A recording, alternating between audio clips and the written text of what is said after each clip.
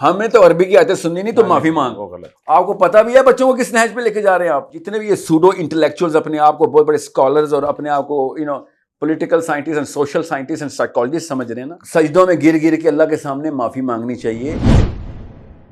मैं उसूल कुरान से लेता हूँ। कुरान पाक में जब एक चीज को रिकग्नाइज पेडेस्टल के ऊपर रखा जाए ना, चाहे वो अच्छा चाहे वो बुरा, तो फिर आपका और मेरा फर्ज बनता है कि हम उस नहज को छोड़ ना दें।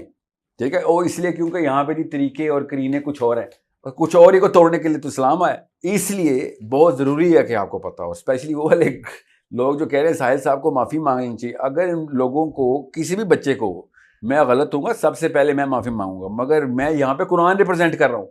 आप सबको चाहिए कि ऐसे तमाम मामलात को ऐसे इन्फोर्स करते हैं कि भाई जब कुरान की बारी आती है तो बेशक एक बंदा गलत इंटरप्रिटेशन कर रहा है या गलत तरीके से सोच रहा है, उससे कहो कि पहले कुरान एक्सप्लेन कर। हम कुरान पाक को सही समझना चाहते हैं, हमें लग रहा है कि तुम कुरान पाक गलत रिप्रेजेंट कर रहे हो, ये कहना जरूरत है। ये नहीं कह सकते हमें तो अरबी की आयतें सुननी नहीं, तो माफी मांगो। गलत। आपको पता भी है बच्चों को किस नहज पे लेके जा रहे हैं आप, और मुझे तो लगता है कि काफियों को पता है, ये जानते बूझते कर रहे हैं कि वो इनको कुरान से एलर्जी है ना।